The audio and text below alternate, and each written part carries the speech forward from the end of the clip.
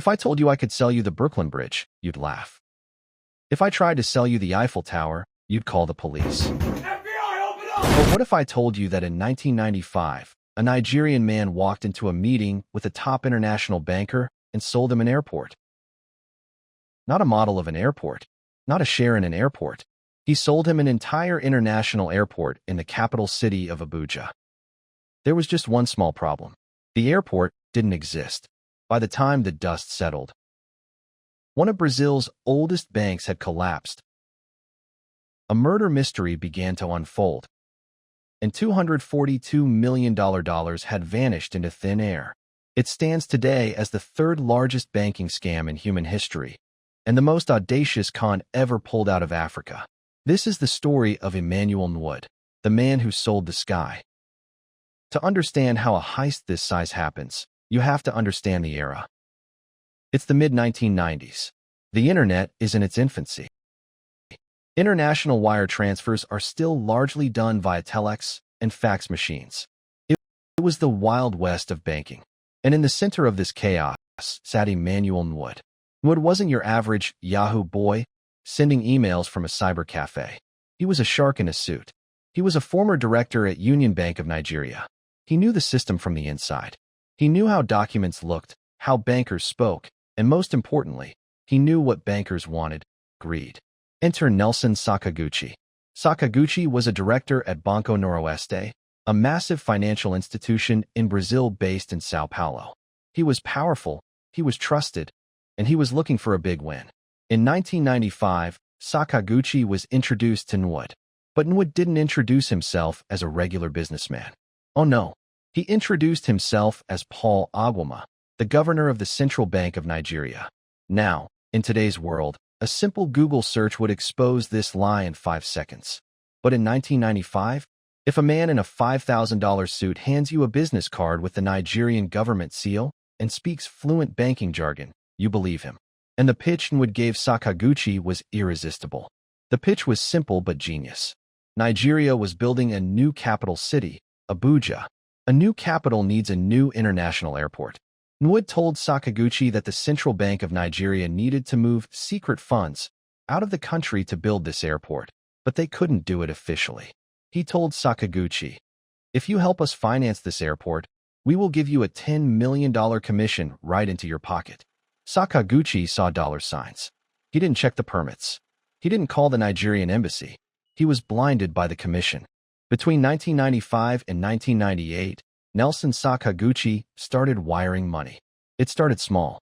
A few million here, a few million there. Nwude and his accomplices, including a fake husband and wife team, Emmanuel Nwude and Obama Sakwi, kept the illusion alive. They sent fake faxes. They forged government stamps. They likely even used voice actors on the phone. It became an addiction. Sakaguchi was draining the liquidity of Banco Noroeste to fund an airport in a country he had never visited for a project that had no ground broken.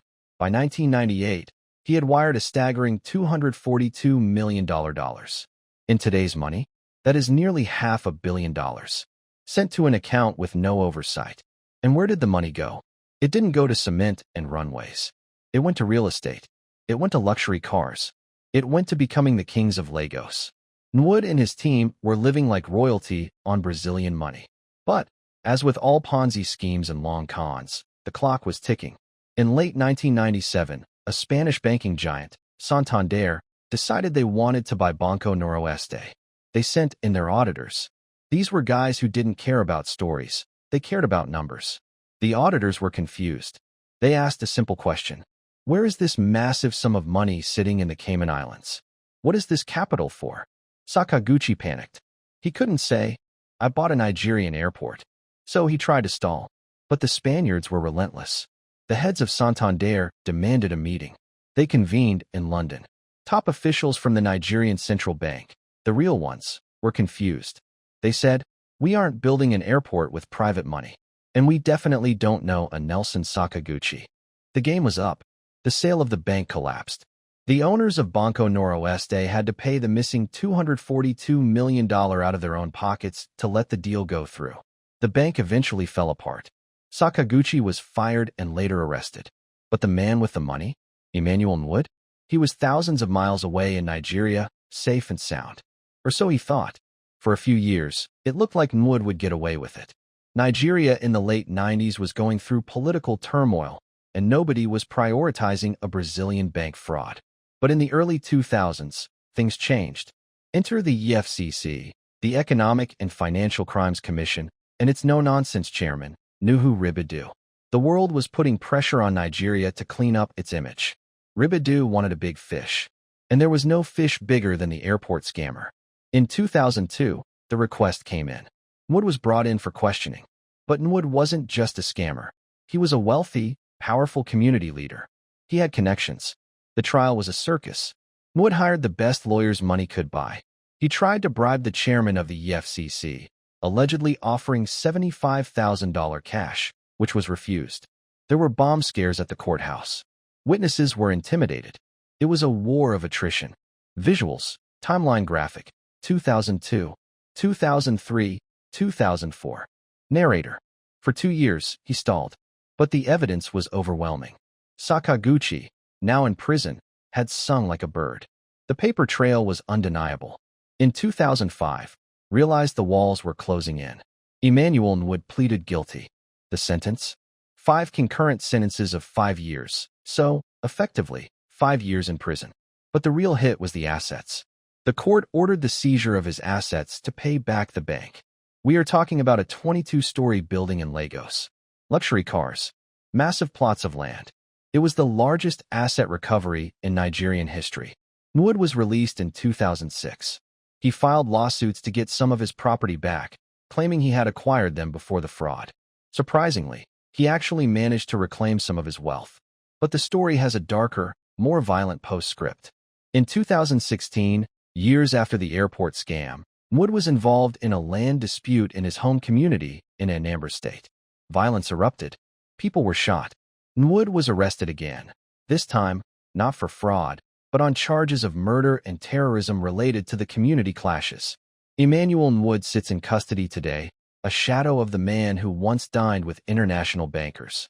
His story is a cautionary tale of 2 things: the brilliance of a criminal mind and the blinding power of greed. Nelson Sakaguchi wanted $10 million so badly, he bought an airport that he couldn't see. And Emmanuel Nwude was bold enough to sell it to him.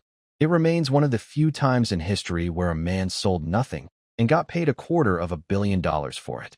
What do you think? Was Sakaguchi a victim, or did his greed make him a co-conspirator? Let me know in the comments below. If you enjoyed this deep dive into Africa's craziest crimes, hit that like button and subscribe. Tomorrow, we're talking about a man who died in a fire in his cell, or did he? You don't want to miss that.